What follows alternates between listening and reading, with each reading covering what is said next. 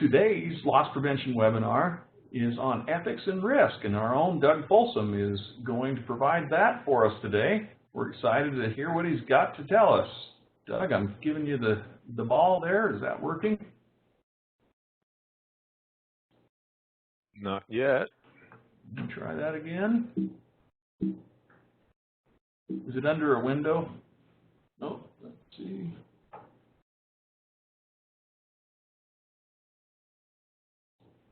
Did that work? No. No. Hold on. Let me try one more time. I just changed everything on my screen. I don't want to become presenter. It says you're presenter. Okay. Here we go. I had to change a view.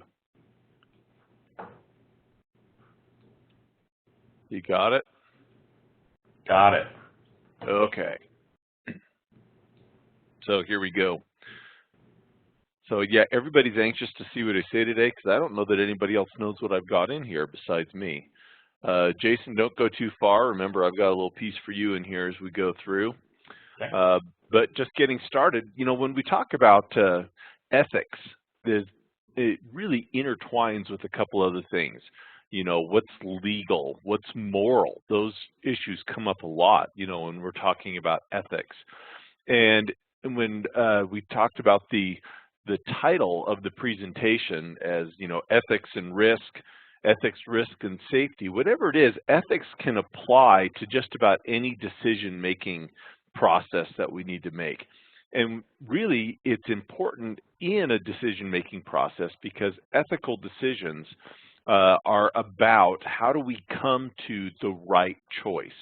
And so let's talk a little bit about what this means. Now, first of all, in our public service, we have certain laws that have been enacted to kind of help us with some of these ethical decisions. And I'm just going to throw up some slides here that have some examples. Specifically, County Officers and Employees Disclosure Act, as well as the Municipal Officers and Employees Ethics Act. And there's another title for state employees. And so there's several different sets of laws in the Utah Code that address things of an ethical nature, you know, for public servants. These are generally meant for elected officials or appointed officials, but really they apply to all of us.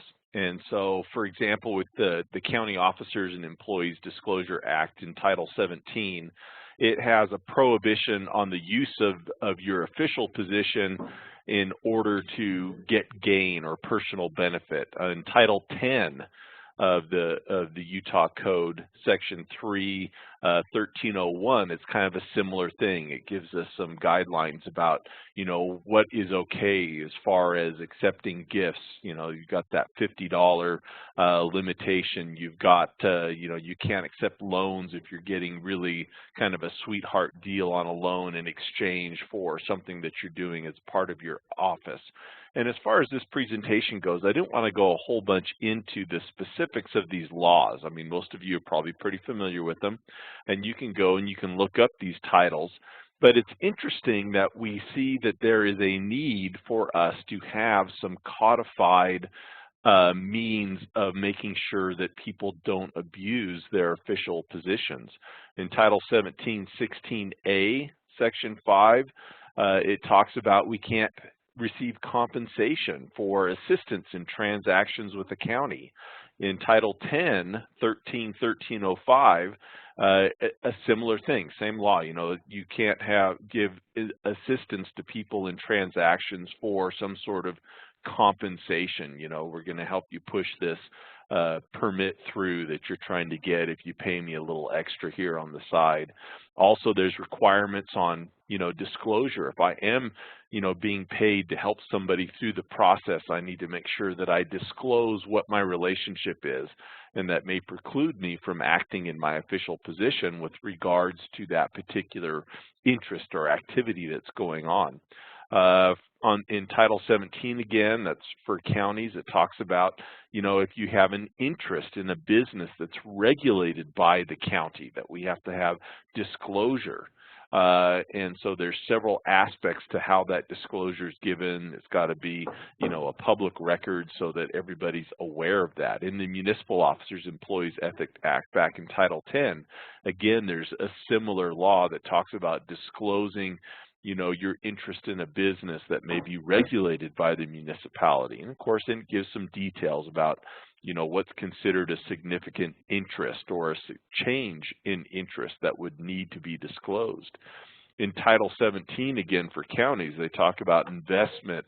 If you have an investment that creates a conflict of interest with you performing your duties, where your own personal, investments or interests, may be contrary to what is in the best interest of the county or the people of the county.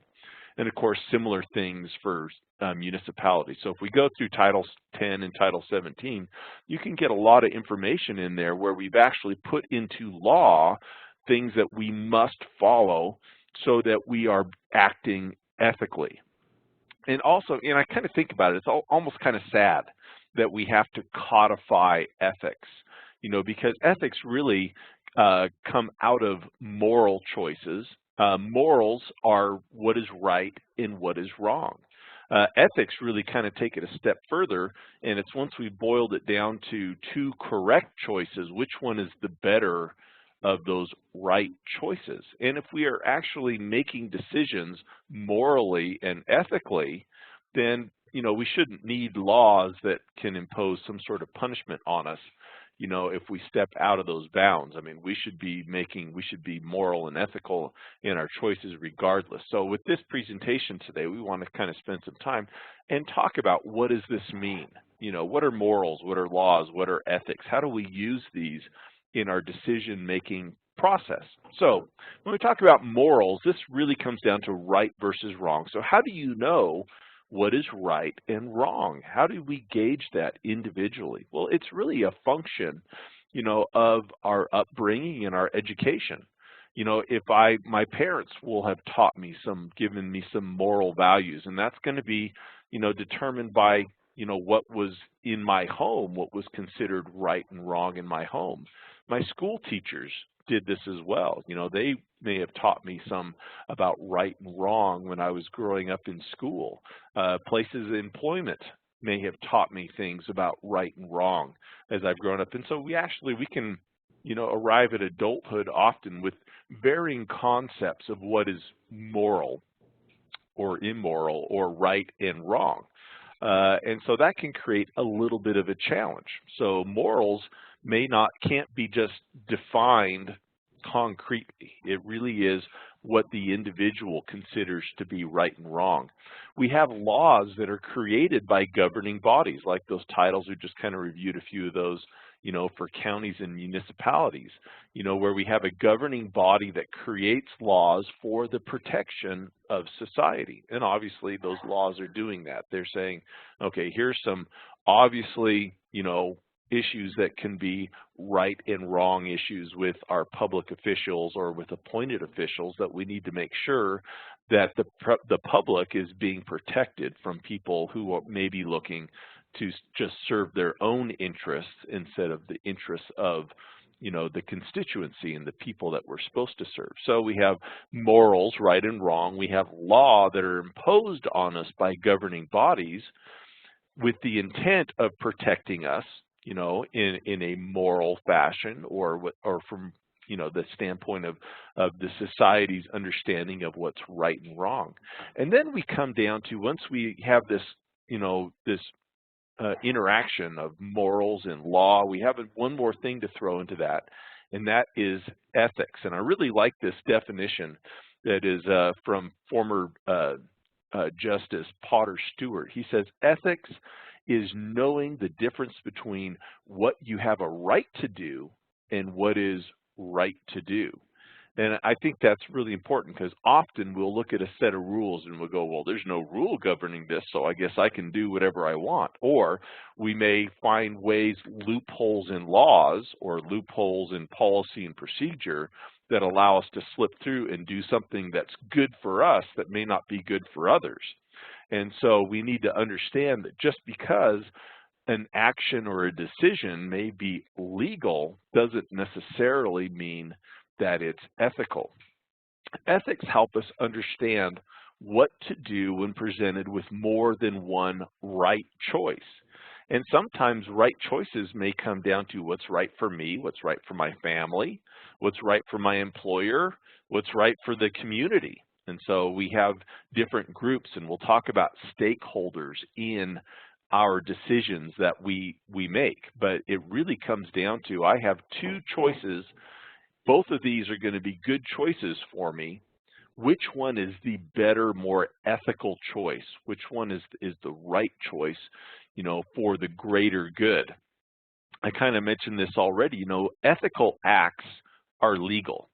So it would be kind of hard-pressed to figure out, you know, for the most part, if we're obeying the law that you know, involves, or if we're being ethical in our actions, that's probably going to be, you know, okay with the law. But legal acts may not necessarily be ethical, and we could think of all sorts of arguments, maybe from social values kind of a perspective, where we may think, well, the law allows for certain types of behaviors, but that doesn't necessarily make them ethical. And just because we don't have a law controlling our decisions and our choices, it doesn't mean that, you know, anything goes and that anything would be ethical. So just because there's a loophole in the law that lets us get through, you know, doesn't make that choice all right. We still need to make sure that we are making ethical choices. Ethicals really involve a consideration for your duty, you know, for, you know, what your responsibility is. If we have a conflict between choices, we've got different options or different people's interests that are engaged. Which one of the groups that I represent or that I may feel some duty towards, which one actually is going to demand, you know, that ethical choice? What's the best decision? And so if we're talking about our duty to others, you know, it's important to understand what duty is. And so, you know, duty is a moral or legal obligation. So depending on how I understand what is right and wrong, that may create a duty for me, a moral duty. Because I know something is right, I have a duty to therefore, you know, make sure that I act in the best interest or in congruency with that moral belief. Also, legal obligations. Also, we have duties that are created, you know, by law. They're statutory. So we have certain things that we must do in filling our position as an elected official or as an appointed official or whatever it may be. And so we have these duties, and the obligation that we have to others can often create this moral or ethical dilemma. So kind of as an example of how we look at these things, it's important to understand that when we're making that choice, often the best choice is going to be the one that most serves those that we have a duty to, and also the choice that best serves that group that we have a duty to in the long run, not the short run. Often when we make a decision because it's the best thing for us today, right here, or tomorrow, or this week, that isn't going to be the best choice in the long run. So we come into these assessing what is the best choice long term versus short term. So kind of as an example of that, I've asked Jason to share a story about an experience he had when he was working with the Salt Lake Olympics back in 2002. Jason. All right. Well, Doug asked me to talk about this. Trying to get my camera right. So back in 2001, prior to the Olympics, I'd taken a job with the Salt Lake Organizing Committee and as a risk manager over the mountain venues. Took the job and went in for my first day orientation, and it was an entire day of training and orientation, fully expecting to have to do a drug screen. I hadn't had that ahead of time. Every other job I'd had in the past had required a pre-employment drug screen, so I was expecting that. And so we got past lunch, and I had not used the facilities, because I wanted to make sure I could provide a sample when requested.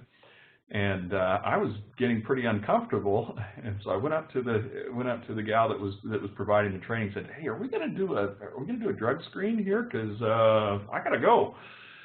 And she said, "Oh no, we don't do that." And that was my first. I thought, "Oh, really?" So I took the job, and so I'm out working around in the different venues, looking at the type of work that they do, and of course this is some pretty high risk activity. You know, these high speed sports that they're doing. You know, bobsled track being one of those. You've got luge sleds going by at 90 plus miles per hour while people are working on the track. You know, working at heights, some really dangerous type work, and so from my background dealing with safety in the past, I thought this is a recipe for disaster if we've got people who are under the influence when they're out doing these risky tasks, and just you know, coupled with that some you know, information from other people that said, "Hey, I know these people are users. These people are drug users. They're alcoholics. This, that, and the other." So I took it up the chain. It was not necessarily in my bailiwick. It was actually a human resources responsibility for that.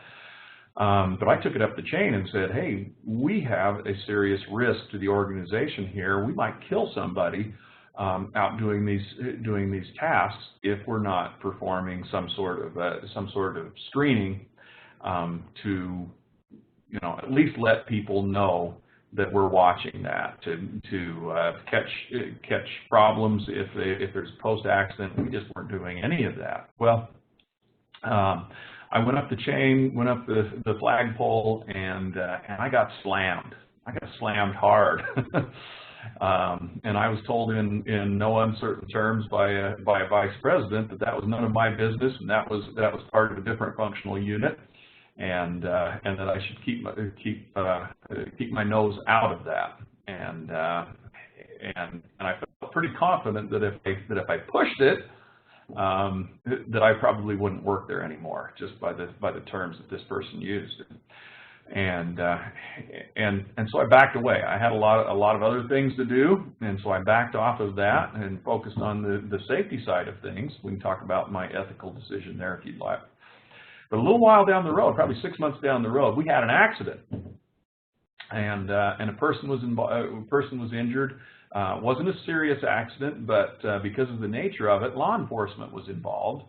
And they checked in on this and had the people involved tested, and as it turns out, there was some substance abuse going on. Well, that brought this challenge back up to the surface again, and it went all the way to the top this time, past the vice president, all the way to Mitt Romney. And there was a very tense meeting after this happened, and Mitt Romney's response to this, after it was explained that SLOC did not perform drug screens, Mitt says, "What? We don't do that?" And he was just incredulous that an organization the size and scope of SLOC didn't do that. And this vice president, who had slapped me down, Mitt said, we have to do this. And he'd been very forceful when it came to athletes and the anti-doping campaign and all of that. He says, we have to do this. And the vice president, who had slapped me down, says, "You don't understand. We will lose key people from our organization, and it may affect our ability to carry out the Olympics." And Mitt Romney's response was, "It doesn't matter. This is the right thing to do, and we have to do it."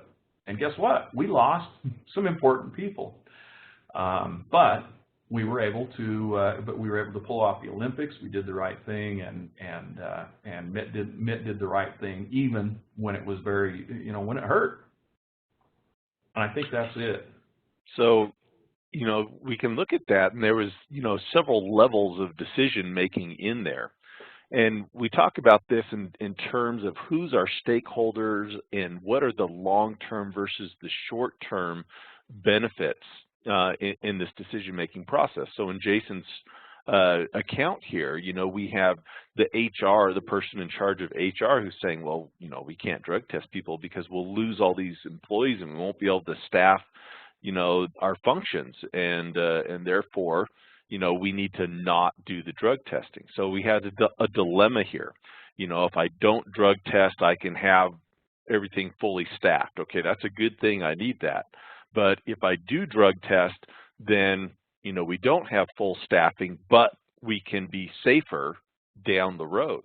And so really, that's an example of long-term versus short-term benefits of the decision-making process. And I think we would all agree, especially in this example that Jason's given, that, you know, drug testing people, especially where they're doing, you know, jobs that are going to be dangerous to themselves and to others, you know, is the right choice. But it creates some very difficult short-term, you know, problems that have to be overcome. So when we're looking at these choices, you know, this is a good choice for me and this is also a good choice for me, which one is the better choice?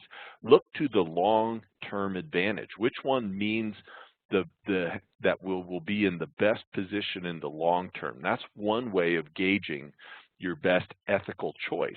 Another thing, like we've mentioned, is identifying your stakeholders. When I have to make a decision, obviously I'm a stakeholder. You know, there's going to be things, you know, whether I have to do more work to get more, you know, employees in the door because I'm drug testing, and therefore I'm going to have to go through a much larger pool of people to get the ones that are going to be able to produce clean drug test results. Okay, so I'm a stakeholder here. It's going to impact, you know, my duties and my work that I have to do. Also, my decisions, you know, affect my family. So my family is a stakeholder in the choices that I make. My coworkers, my employer, and the community as a whole are all stakeholders. Which ones do we owe the greatest duty to? Well, what is the duty? If I have a duty as a part of my job, of course, I work to provide for myself and my family, but that's going to be regardless of what job I'm doing. The job itself imposes certain duties on me. So if I'm acting in my position, my greater duty is the duty that is specific to the job that I'm performing. So it takes me down to coworkers, employer, and even the greatest duty would be to the greatest number of people, which is the community at large.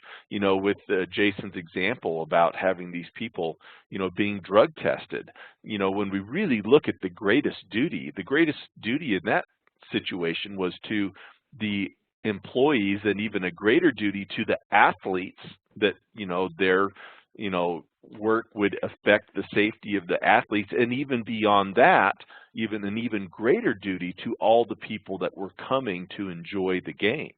And so the more people, the more stakeholders that are impacted by my decision obviously should influence me towards the best decision for the greatest number of those stakeholders. So when I'm looking at this and deciding what is going to be the best choice, I need to also determine who is impacted by my choices, what is the impact of that choice on others, and to whom is my duty owed, or to whom is my greatest duty.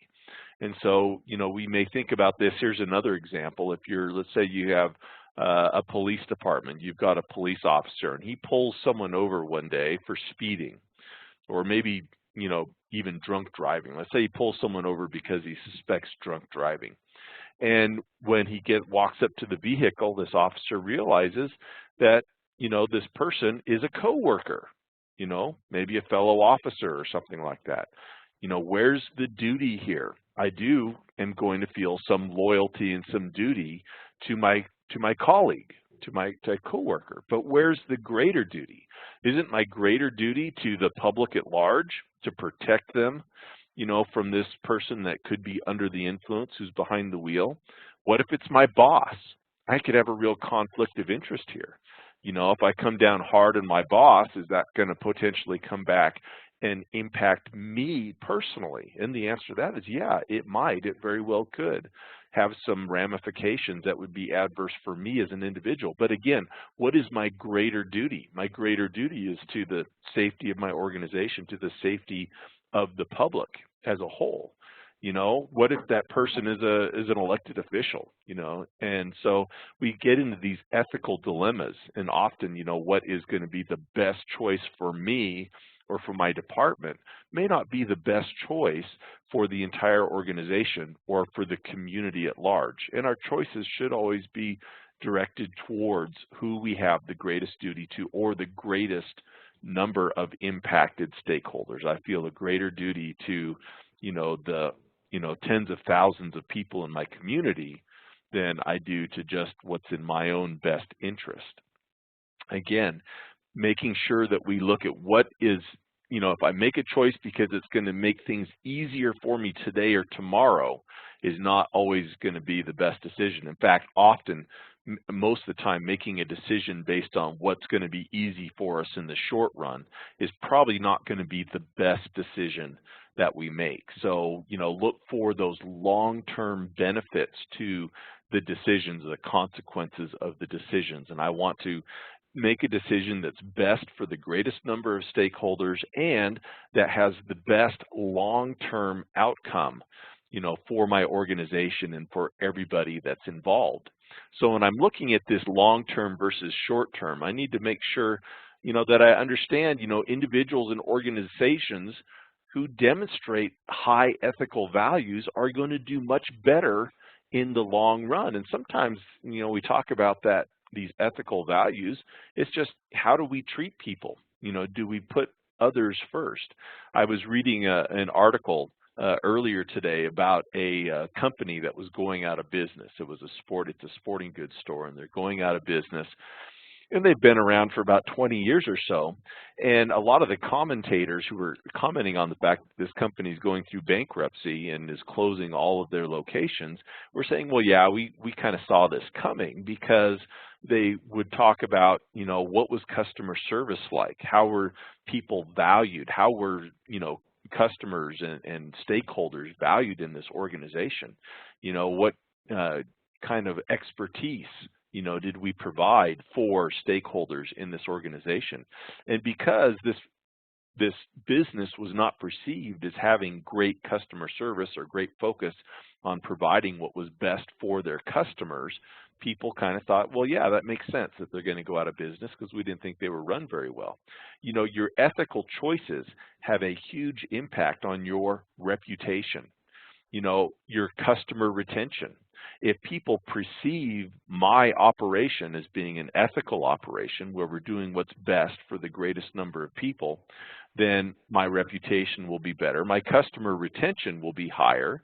My employee retention will be higher. Ethical organizations that are perceived as having a high ethical values will retain employees more, because people want to work for an organization where they feel like they can do the right thing, and where they can have confidence that that organization is going to be doing the right thing. Then when this highly ethical organization with a great reputation goes out to recruit, they also have an easier time recruiting people, because that good reputation exists. This organization does what's good for its employees. It does what's good for its customers or for its community. And I want to be a part of this organization.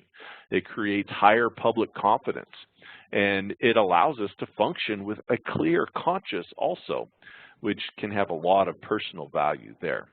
So kind of in summary, when we're talking about ethics and risk and choices, it really brings everything together. Ethical choices will be the ones that are the safer choice, because of course I have a greater duty and responsibility to keeping people safe and the greatest number of people safe. So obviously ethics does play into safety. It plays into risks, and risks go beyond, you know, just a safety factor, but it goes into our reputation and how the community perceives us as well. And so by making ethical choices, it protects, it keeps people safe, and it keeps us with lower risk, and it keeps us in a better eye in the public. They'll have a better opinion of us. So remember that when we have choices to make, we want to make the best right choice. If I'm choosing between choice A and choice B, they're both acceptable choices. Which one is going to be the best of those two choices? So that's ethics, making the best of two choices, you know, when both are okay. Not all legal acts are ethical. Just because the law or because our policy and procedures may allow a certain behavior, that doesn't guarantee that that behavior is ethical. So we still need to ask ourselves these questions. Remember and identify what your duty is. Ask yourself, you know, what is moral and where does my duty lie? Or where is my legal obligation? Because obviously that adds to your duty as well. So identifying your duty in your position is an important part of making ethical choices. Once I've done that, I can identify who my stakeholders are and who the greatest duty is owed to, you know, for the good of the greatest number of people. Decisions require consideration of that duty owed and to whom it's owed. Decisions should be the best choice, not just for today or tomorrow, but they should be the best choice for the long run. So when we come out and we talk to you, you know, and often what you're going to hear from us is we're talking about safety, risk management, and safety. This really does come down to ethical choices, because keeping people safe and keeping our communities and our facilities safe for everybody who's using them, those are obviously ethical choices that we need to make, and we need to make sure that we are doing the best for the greatest number of people to whom we have a duty owed. Any comments or questions out there? Jason, do you see anything? I'm just looking up, let's see. I was just working with some folks on some audio issues there. I've not seen anything. Folks, you can type in your questions in the chat box or in the Q&A box. Either way will work, and we can take your questions there. Interesting discussion, Doug. I should have been planning my questions, huh? You know, I think about your example with SLOC, you know, and when you talk about two right choices, you know, for that HR professional, you know, I've got to get this place staffed, okay? And so doing whatever I can to get this place staffed, that's a right choice. I need to get this place staffed. But how do I get this place staffed with people that will be safe and who will be here in the long run, and who will help us, you know, develop the best reputation that we can?